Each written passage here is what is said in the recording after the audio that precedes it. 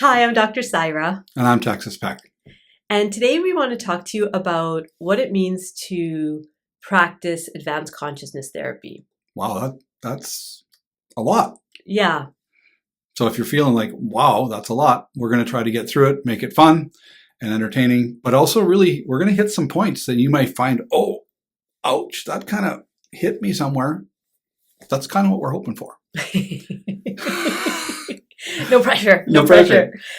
Okay, so I was telling Texas earlier today about the frustration that I've felt as a therapist, that many of my colleagues have felt, Right. my students have felt, people I'm coaching and supervising have felt, in a particular piece of being a therapist. Okay. Okay, so I'm just going to repeat to you what I told him earlier today. And just so you know, prior to this conversation, there was some, it's like, can I say this? So yeah, I was like, am I going to seem like a jerk? I might seem like a jerk. And I said to her, if that's what's happening, it's my fault, because I said, no, you have to say it. Okay. So it's all on me.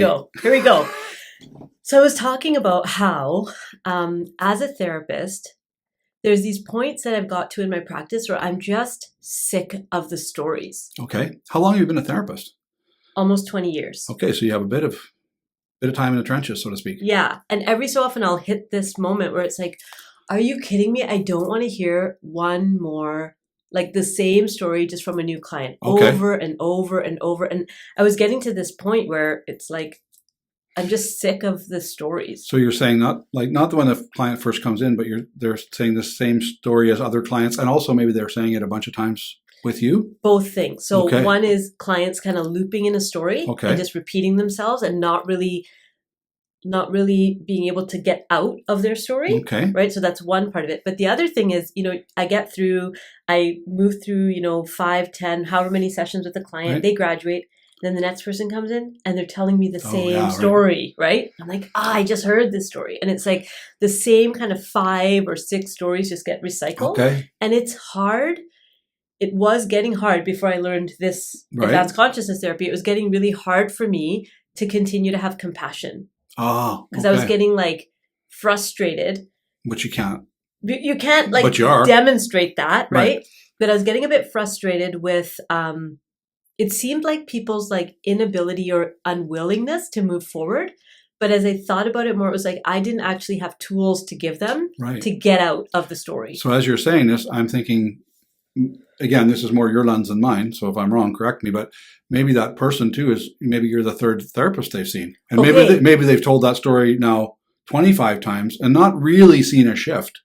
So now we got two frustrated people in the room. Well, most of my clients are people who have tried other therapists. Okay. Right? So they've already tried it. Yeah. And then something that I did, every so often I would stumble upon something and it would like really click and really work. And then we were moving. And so people were like, you're a great therapist. But I couldn't really articulate what it was that I was doing. I didn't have a framework for it. Right. And I didn't have some of these bigger perspectives around like unconditional love or who we really are as people or sovereign agency. Like I kind of thought, people can make their own choices, but I didn't really frame it in the terms of sovereign agency like we do in advanced consciousness therapy. So I didn't, as a practitioner, I didn't have a strong enough framework to, first of all, know what was happening. Right. And then second of all, teach my clients what was happening. I just didn't have language for it. And so that frustration, right? And so then I would like do another training. This is how I was coping, right? I would do another training.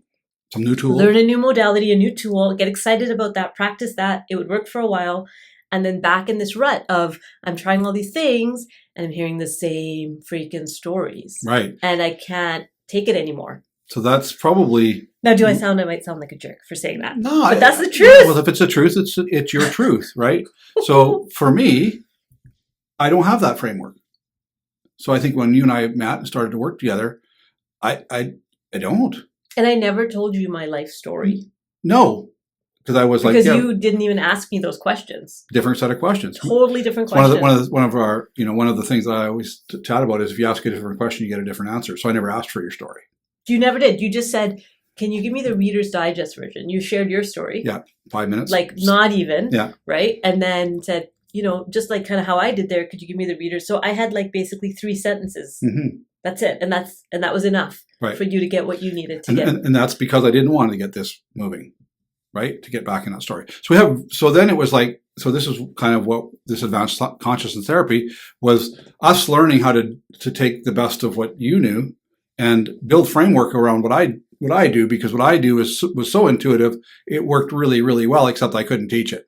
Right, because only you could do it. Yeah, it's like, so that's pretty limited. I mean, works really great. It's like, this guy Texas, you got to go see Texas. And then Texas's schedule is totally full. You can't even get a breathing moment because you're just back to back with clients. But even in that, I remember you saying, but you don't seem to really get tired. Yeah, that was so surprising to me that you weren't burning out. Because at first, when we got to be friends, you used to say, you got to do these coping mechanisms. I said, oh, I don't need to. Not so much, because I'm getting what I need in the session. Because the way that you're approaching your role is completely different than how I was trained. Right. So this is really good stuff. So if you're feeling some of those frustrations, like Dr. Saira, and you know what? Wow, good on you for being so honest. Right? But even as a client, right? Yeah, clients are probably sick of sharing their story with the next therapist and the next therapist and the next therapist, and nobody seems to, like, there's a couple of tools and there's a couple of interventions, and I tried this thing and it worked for a while, but then I wasn't really feeling that, like, that change, like, it's like, we know we can feel better, but we don't know how to get there. Or sometimes, like you said, sometimes we kind of wander into it, and it's like, happened. Something happened. Something happened. There was some energy moved in the room. There was something that happened. Right. But what about if, as practitioners, we could purposefully know how to shift from this very, very dense and constricted place to a more open place? And if we can do that, that gives license to the people that we're sitting with to do the same. And that's where the magic happens. And the other piece of it was, so there's the kind of like, one more story, but there's also the weight of the world that I feel like I had to carry, because I would hear these stories and it's bad things happening to the client, but it started influencing how I was starting to see people, like, because there's somebody who did that bad thing.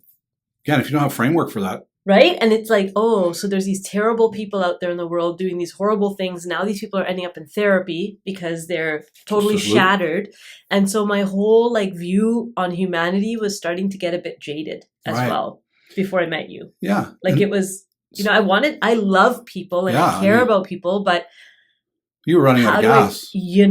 How do you hold all these trauma stories and all these, and those, because they're visual, like, and we have some training around how to move that aside, but again, it's still from this contracted place. It's like boundaries and coping mechanisms and barriers and so you have some really good language for something that I understood intuitively, right? And it's also coming out in a book that's coming out.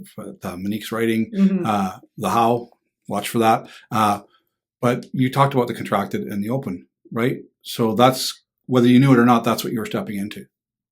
Right? But I didn't have, again, there was no framework to say, there's only two states. Because that's what we teach in advanced consciousness therapy. There's actually only two states. Two states of being, right? Two states of being. There's aligned, where you're open and you're connected and you have access to all. And then there's the contracted state, where you're in your adaptations that you've developed to keep you safe. But safety might be the first goal in therapy, right? To feel like safe in your body. But then once you're safe and once you're settled and once you're well, that's not enough. Well, I think that was the other thing that we spoke about when we were talking about this earlier, is that I've seen friends and family and stuff that, and they're definitely better after they go to therapy. But they are better to a certain kind of a preset point, so they're coping and they're not maybe in crisis. Right. But there should be more than just not in crisis. More to life. Right? So how would you compare, since we started to work together, your life and your experiences now? Expanded? Totally. Well, I'm living a life that's purposeful. Right. I'm clear about my calling. Right. I'm clear about my personal power. I'm clear about how I can show up in relationships. I don't need to wait for somebody else to give me permission. Like that in itself. But I never taught you that. You knew that. Well, right? I did, so but that's what we do. The things that you did, like the way that you showed up, that's what helped me remember myself. Right. So right. Yeah. So and that's the key that we're teaching practitioners. So that's the piece. When you learn advanced consciousness therapy, you're learning a way of being and a way of showing up. more than a set of rules and cognitive memorization, right? Exactly. It's not about like check off these boxes. It's Right. about your whole state of being as a practitioner starts to shift, and we often hear this term holding space. Yeah. Right? But nobody can explain to me what that means. Well, now we can. Now we can. Right. But until now, it's like you got to hold space for that person. Well, what does that mean? Well, that means your nervous system has to be regulated. But that's not all. No, it's much because more. You can have a regulated nervous system but still be in judgment. Yes. You can have a regulated nervous system and still be distracted. Right. Right? So but you cannot have a regulated nervous system. You cannot be in judgment and be in flow. Exactly. So flow is different. Alignment, right. What we're calling alignment, right. is different than just regulated nervous That's system. The first step, and it's a good step. Right. But there's so much more, right? And so we're really, really excited about this. You might, and I'm really, really proud of my friend that she's stepping into this truth, because it's one of those awkward truths, right? We all kind of know it, but if we don't have a solution for it, maybe we just don't want to talk about it.